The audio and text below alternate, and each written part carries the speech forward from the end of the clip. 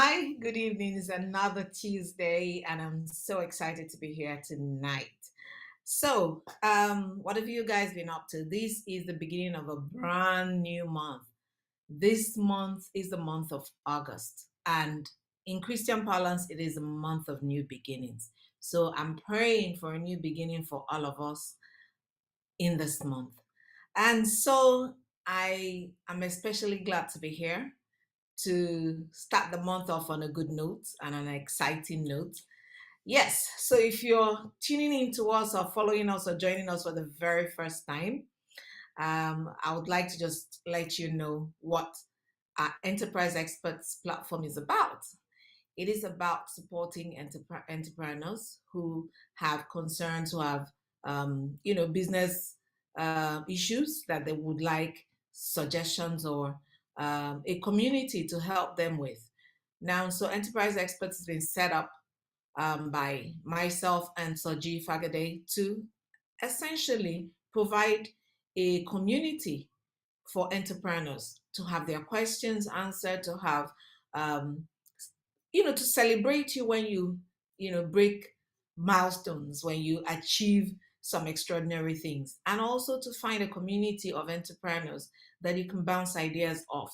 So if you've not joined us, if you've not connected with us, may I ask that you stop whatever you're doing now and join our community on YouTube. Just click on the button and subscribe, and you can join us on Facebook, Enterprise Experts. You can join us on Instagram, or you can follow us on Instagram, Enterprise Experts. And you can go to our website, www.enterpriseexperts.com. Post your questions every Tuesday. We come here and attempt to answer the business questions that you have. So subscribe, click the subscribe button, and please click on the notification icon to set your notifications so you will know every time we go live. Okay, so tonight I have three very interesting questions.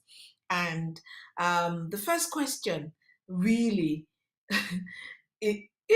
I'm not laughing at the question. I just chuckled because, I know it's a similar question to what happens when you're sacked from work. Do you put that on your CV, or, how do you deal with it? Okay, so the question is, if my business fails, should I still put it on my resume? Well, I think it's a good thing to do, to put it on your resume. Why do I say that? Your resume presumably is either to help you get a job or to um, get investors for your new business. Okay, so one has failed, you're trying to get um, other investors for a different business. I think you should, because it shows that you don't give up. It also shows that you've learned some lessons. And I think that essentially um, is a positive, because you made that effort, you made the attempt, you put in your best to build a business. Businesses don't always succeed. Sometimes a business fails not because we didn't work hard enough, but because maybe it didn't evolve when it was supposed to evolve. I mean, let's look at the who remembers that Kodak? Who remembers Kodak? Who remembers Nokia phones? So there are many reasons businesses fail, but I bet you that the founders always learn lessons and always try to rejig and do something different the next time. So yes, the simple answer to that question is yes. I believe you should put it on your resume, because it is an indication that you were willing to put yourself out there and do something. So if I was an investor trying to look for a company to invest in, and I saw someone who had done it, what I want to know is, why did you fail? What happened? And if I can understand what happened, then I'm more likely to trust you, because you've been there, done that, and you have learned some lessons from me. And I'm sure that those lessons will translate into something more meaningful going forward. Okay, so I hope that has answered that question. And the second question is, I'm trying to drop a brochure for my business products. What do I need to know before creating a marketing brochure?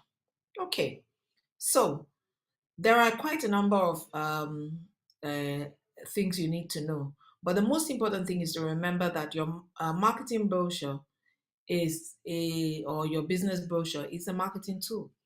It is a window that people look through to see what your business is about. So that brochure must have the wording of the information you put there must be such that it simplifies the business you do or your business proposition. It simplifies your unique selling proposition. And so what must you have in the brochure, and what must you consider before even building your brochure or creating your brochure? The first thing is, I mean, as with your business, you must consider who your target market is. Is this a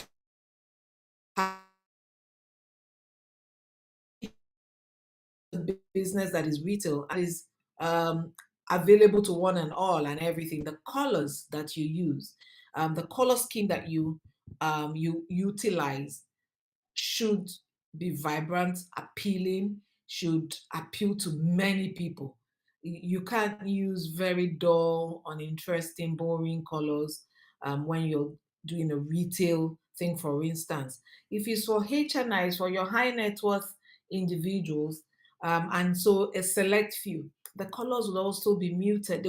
They would define what it is. It would be a lot more elegant. It would be more sophisticated, because you're trying to appeal to a more sophisticated clientele. So you must have your target audience in mind. The colors, the font, the language, the way you present the information should be placed strategically, and it should also be placed at the beginning, because the reality is that nobody's going to go through your brochure page by page and all of that. So the cover page, the inner cover page, the back of the cover page, and the back page must be very attractive. It must capture the imagination, and you must use fonts that are very easy to read, that are that are what I'll call friendly.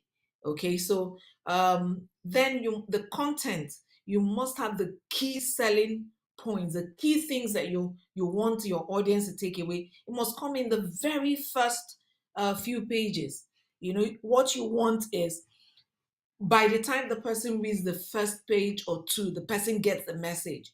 You can do all the how do you say it, the extra expansive writing in the later pages, but the first two pages have got to capture the imagination.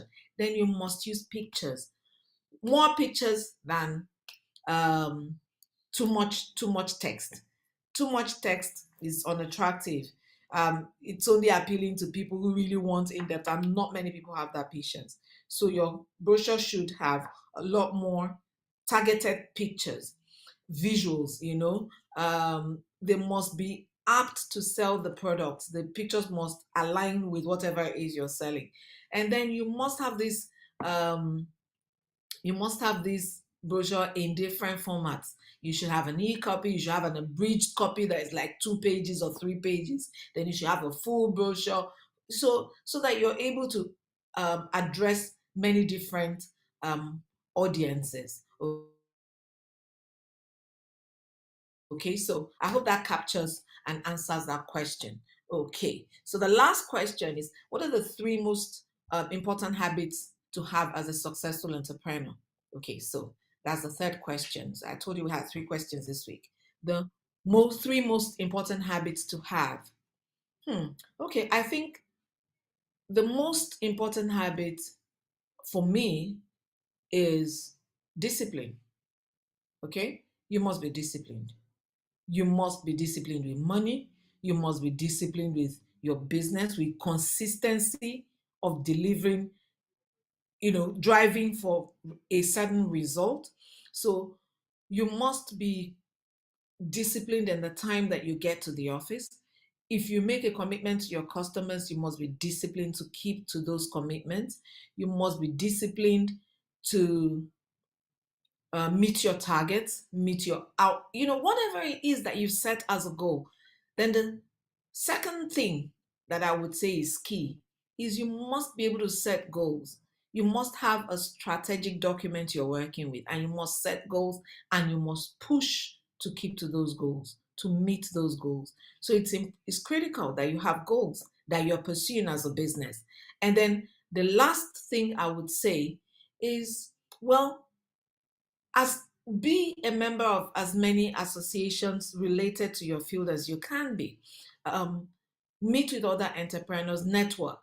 You must be out there, you must put yourself out there, you must go out of your comfort zone, you must let people know what it is that you're doing. So you must surround yourself with people who drive you, who share similar experiences, who are able to tell you how they got out of one experience so that you can learn from their own experiences. So your association is very key. So these for me are the three most important habits to have.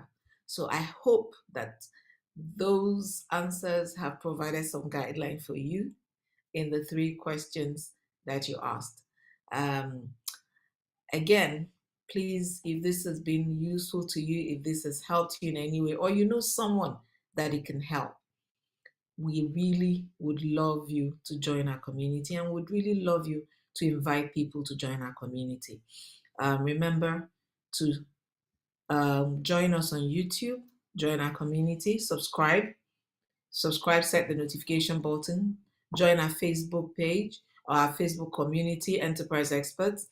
Follow us on Instagram and make your comments. We look forward to your comments every Tuesday. Make these comments before the Tuesday so that we have enough time to address all your questions.